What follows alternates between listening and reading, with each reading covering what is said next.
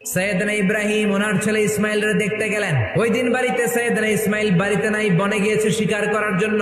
বাড়িতে সৈয়দনা ইসমাইলের বিবি সৈয়দনা ইব্রাহিম ঘরের দরজার বাইরে থেকে সালাম দিয়ে বললেন, আসসালামু আলাইকুম। ভেতর থেকে কর্কশ গলায় একটা মেয়ে সালামের উত্তর দিয়ে বলল, ওয়া আলাইকাস সালাম। জিজ্ঞেস করলো সৈয়দনা ইব্রাহিম, মা কেমন আছো?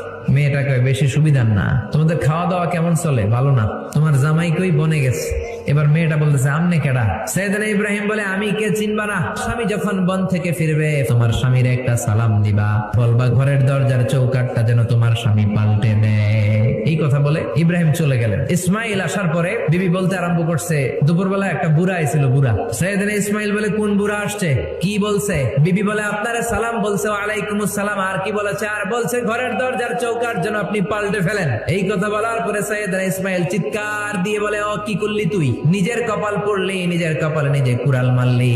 এইটা আমার বাবা ইব্রাহিম খলিল, আমার বাবা যা বলেছে এর মানে হলো তোরে যেন আমি তালাক দেই। বাবার খুশির জন্য তালাক দিয়ে দিস। নতুন সংসার শুরু হলো। আরেকটা বংশীয় নেককার মেয়েকে বিয়ে করলেন। 3 বছর পর সৈয়দনা ইব্রাহিম আবার বেড়াতে আসলেন। আজকেও সৈয়দনা ইসমাইল বাসায় নাই। সৈয়দনা ইব্রাহিম সালাম দিলেন, আসসালামু আলাইক। এবার জাদুমাখা কণ্ঠে, কুকিল কণ্ঠে, মোলায়েম কণ্ঠে একটা মেয়ে ঘরের ভেতর থেকে বলে, ওয়া আলাইকুমুস সালাম। সৈয়দনা ইব্রাহিম বললেন, কাইফা হালুকি ইয়া উম্মি, মা কেমন আছো? বলো বলো। মেয়েটা বলে, আলহামদুলিল্লাহি আলা কুল্লি হাল, সব অবস্থায় আলহামদুলিল্লাহ। সুবহানাল্লাহ পড়ে।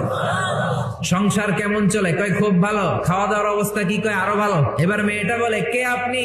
এই মরুভূমির মাঝখানে রৌদ্রের মধ্যে দাঁড়িয়ে দাঁড়িয়ে কথা বলেন, কেউ তো কোনোদিন আমাদের খোঁজ নিতে আসে না। কে আপনি? ঘরে আসেন। সৈয়দনা ইব্রাহিম বলে, না আমার পরিচয় দিব না, ঘরেও আসবো না। মেয়েটা বলে, আপনি যদি ঘরে না আসেন আমি কিন্তু রাগ করবো।